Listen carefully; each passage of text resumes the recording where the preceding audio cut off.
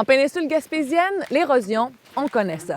Notre relief est constamment modelé par le climat, l'écologie, les propriétés physiques de la roche, l'histoire du sol et l'action humaine. Aujourd'hui, on plonge dans la géomorphologie, une science naturelle pluridisciplinaire bien d'actualité. On se trouve actuellement à Maria, où on va rencontrer aujourd'hui Christian Fraser, qui est membre de l'équipe du laboratoire de dynamique et de gestion intégrée des zones côtières basé à Rimouski.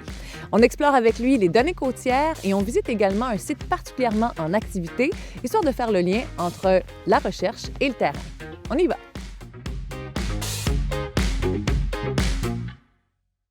On va aller tout à l'heure dans le secteur de Carleton. Donc ici, il y a le bar à choix de Carleton. Puis ici, on se concentre sur la zone au bout de la route Saint-Onge. Le trait bleu à l'écran, c'est le haut de la falaise en 1963. Et le trait rouge, c'est le haut de la falaise en 2018, celui-là. Donc, on voit que la falaise a reculé ici une vingtaine de mètres. On a un système de réseau de suivi de l'érosion. Donc, il y a plusieurs stations de mesure dans l'Est du Québec. Il y en a plus de 6000. Et on cumule les données. Au bout de la route Saint-Onge, en moyenne depuis 2005, on perd 50 cm de falaise à chaque année. Ils sont érodés, sont amenés par les vagues et les courants et viennent s'accumuler dans le secteur du bar à choix de Carleton. D'où, à cet endroit, au contraire, on a des taux d'accumulation de 78 cm par année. Pour comprendre ce qui se passe à chaque point de la côte, on doit comprendre d'où vient le sable gravier, où il va, c'est quoi sa dynamique.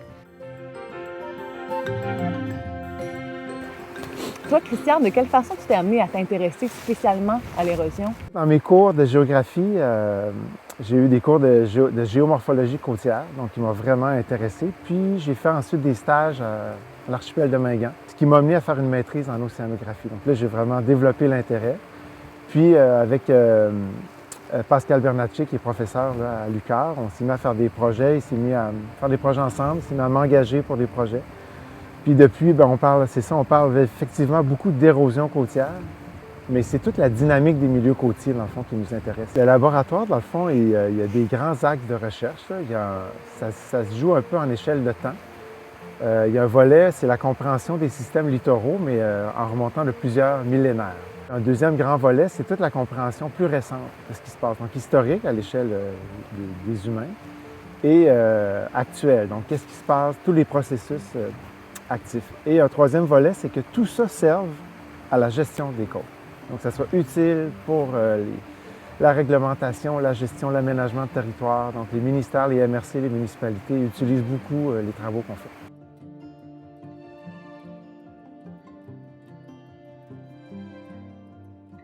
Christian, c'est quoi les étapes d'une recherche scientifique? Dans les étapes classiques, on commence par des observations. Nous, on se concentre de la recherche en milieu côtier. Donc, on peut observer l'effet d'une tempête ou un type de dépôt, d'où viennent ensuite des questions. Donc, on se pose des questions. Il faut comme identifier la méthode. Pour ce faire, il faut faire une revue de littérature. Donc, ensuite, c'est la cueillette de données, la partie très agréable, où on va sur le terrain, pelleter, recueillir, observer, interroger. Puis ensuite, on fait une analyse de tout ça. Puis une autre partie très importante et incontournable, c'est l'interprétation puis la discussion de ces résultats-là. On regarde qu'est-ce qu'on a obtenu comme résultat, puis on retourne voir, nous, on a obtenu ça avec cette méthodologie-là. D'autres auteurs en Australie, en France, ailleurs dans le monde ont obtenu des résultats semblables ou divergents. Pourquoi? Donc, c'est un peu les grandes étapes. Puis l'étape finale, importante aussi, c'est la publication. Lorsqu'on publie dans des revues scientifiques, on se fait questionner, on se fait valider notre travail. On peut répéter cette démarche-là ensuite, puis ça rend des données valides.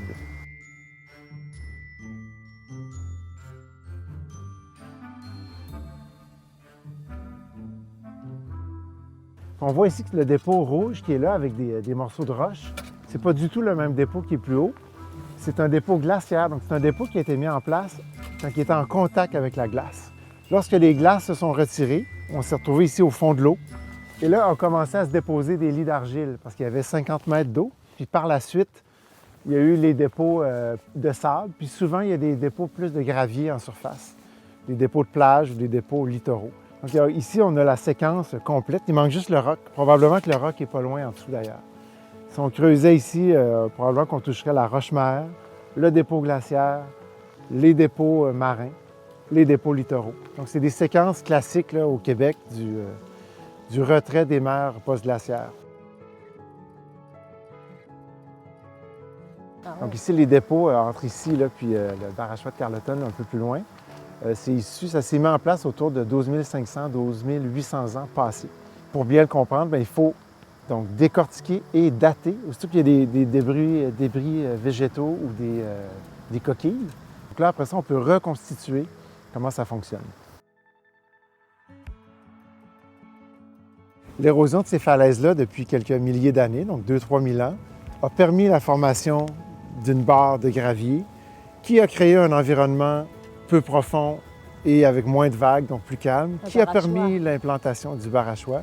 Donc l'azostère, les marais, l'aspartine, donc tout l'écosystème du Barachois est tout lié à la géomorphologie et à l'évolution des côtes et au fait qu'il y a des dépôts glaciaires, fluvio-glaciaires. C'est intéressant de voir les systèmes côtiers ont toute leur origine bien avant que l'humain soit ici. Et ensuite, ils ont évolué d'une certaine façon à permettre l'implantation de d'autres écosystèmes. L'érosion en tant que telle, c'est tout ce qui permet concrètement d'arracher du matériel aux côtes. Peut-être le plus flagrant, c'est les vagues. On pense aux vagues de tempête. Mais il y a toutes sortes d'autres processus qu'il faut tenir compte ou toutes sortes d'autres conditions, dont un important, c'est l'apport en sédiments. Donc toute la compréhension, dans le fond, des sources de sable et de la direction puis de la dynamique de ce sable-là. Il y a le niveau d'eau qui augmente depuis plusieurs décennies maintenant. Donc le temps dans l'année, la couverture, autant de la glace, de la banquise, donc qui joue un grand rôle pour atténuer les vagues, Oui. que la glace qui est prise sur la plage qui contribue à freiner ou à modifier du moins l'érosion. Aussitôt qu'on est dans des secteurs de pente comme ici, là il y a beaucoup de processus de pente, donc des processus hydrogéologiques.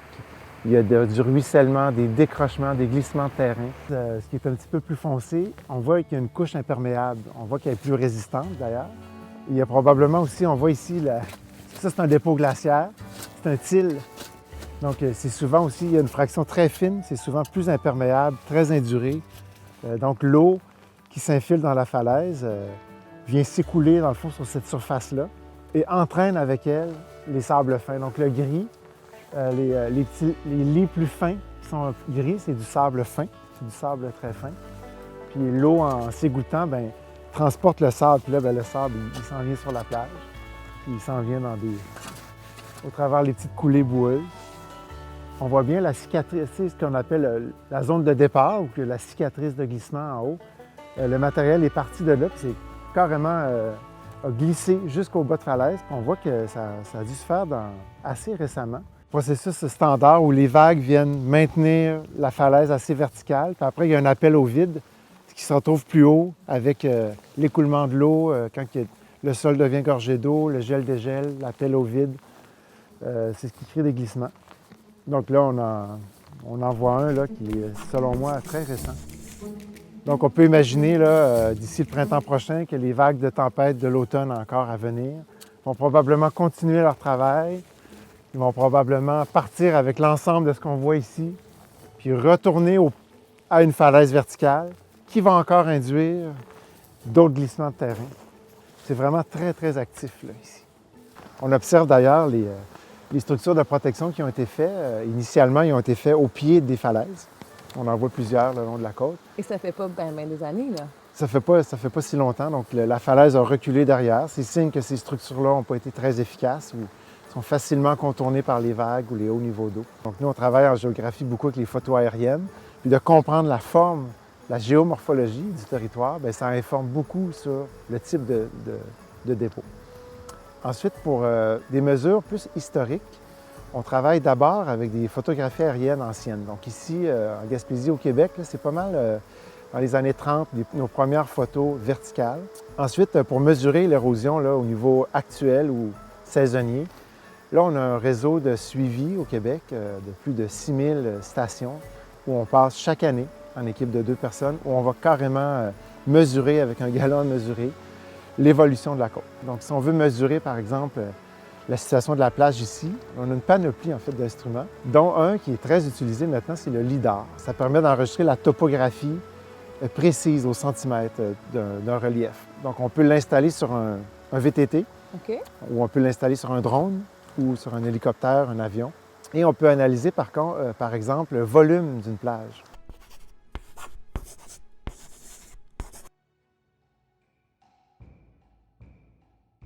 On a des instruments qu'on installe sous l'eau pour mesurer tous les niveaux d'eau. Et même sur la plage, on a des capteurs de pression qu'on installe qui permettent de décortiquer exactement, dans le fond, l'effet d'une vague sur la côte. Donc, on prend les informations précises, mesurées au plus d'endroits possible, puis on produit un modèle avec ça pour être capable de projeter ces mesures-là à d'autres endroits. On vient simuler, dans le fond, des conditions côtières. Les gens qui ont grandi, et même sur plusieurs générations, qui connaissent le milieu côtier, nous informent beaucoup. Donc, on a des volets de recherche qui visent à aller rencontrer beaucoup les gens aussi. C'est extraordinaire, en fait, de voir cette collaboration-là, puis d'établir un bon contact. On accorde beaucoup d'importance à ça, à maintenir ces liens-là avec plusieurs citoyens. Et même dans les dernières 3-4 décennies, il y a eu une augmentation du cadre bâti, dans le fond, près du littoral. Et en parallèle, il semble avoir des processus d'érosion qui sont augmentés. Donc, la problématique de l'érosion côtière augmente, les enjeux grandissent. Et oui, il y a des gens qui sont très, très, très inquiets jusqu'à déménager, jusqu'à vendre leur propriété ou déplacer leur résidence. Mais les interventions très ponctuelles, ou les enrochements, ou les murs, ou les interventions d'ingénierie plus fortes vont être souvent très bonnes pour le terrain en question, mais vont souvent nuire à la plage et au terrain environnant. Mais pas toujours. Ça dépend de la dynamique du milieu. Dans un milieu qui est très mobile, lorsqu'on veut implanter quelque chose de fixe et de très solide, ça n'a pas le choix d'avoir des impacts. Il y a des effets de boue qu'on appelle.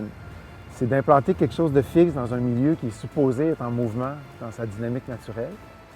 Par contre, si on pense à des falaises rocheuses qui s'érodent tranquillement, mais qui auraient besoin d'un coup de main, bien, de mettre de la roche dans un milieu rocheux, là, on ne vient pas perturber la dynamique tant que ça. On voit le changement depuis une vingtaine d'années, la fois qu'on y travaille. Il y a beaucoup de gens qui ont changé leur perception par rapport à ça. Puis, c'est pas de dire qu'est-ce qui est bien, pas bien, mais c'est plutôt de voir le littoral comme un ensemble. Une des grandes questions qui nous est demandée, c'est comment va évoluer la côte? Hein? On s'en va où avec tout ça? Est-ce que ma maison va être en érosion dans 10 ans, dans 20 ans? Plus on connaît les données du passé précisément, mieux on est capable de les projeter. Donc, nous, on décortique la côte et son évolution historique, récente, actuelle, et on tente de trouver le résultat le plus plausible combiné de l'ensemble de ces processus-là dans 10 ans, dans 20 ans ou dans 50 ans. Et le projet Résilience côtière, sur lequel je travaille présentement, vise vraiment à transférer ces connaissances-là vers l'ensemble des communautés côtières. Oui, évidemment, la recommandation idéale où il y a un problème, ce serait de s'éloigner. Elle est idéale en théorie. En théorie, mais concrètement, c'est difficile de déplacer des artères principales, des fronts de village, des gros bâtiments. Donc souvent, dans les milieux très urbanisés, on va travailler à proposer des solutions de protection. Ce n'est pas un enjeu individuel, privé, c'est un enjeu public. Puis dans des endroits comme ça, c'est que les solutions sont pas faciles. Mettre un enrochement à la base, ça n'enlève pas tous les processus qui se font. Ça n'empêcherait pas la falaise de reculer, disons. On voit que la plage n'est pas très large, puis elle est très mince. Donc, comme une solution ici, ce serait par exemple de ramener du gravier, augmenter le niveau de cette plage-là pour donner une chance à la falaise de retrouver son profil d'équilibre. Ça a vraiment été une belle journée avec Christian, qui est une encyclopédie humaine des dynamiques côtières. Et le mot dynamique est vraiment important ici, c'est ce qu'on a compris, parce qu'on peut voir à quel point les côtes sont changeantes d'un village à l'autre sur le territoire, même à l'intérieur d'un même village, à quelques kilomètres de distance, comme on l'a vu aujourd'hui. Et la science des dynamiques côtières nous permet justement de mieux adapter nos solutions à nos milieux, à nos réalités, et de cette façon-là, vivre plus en harmonie avec les éléments.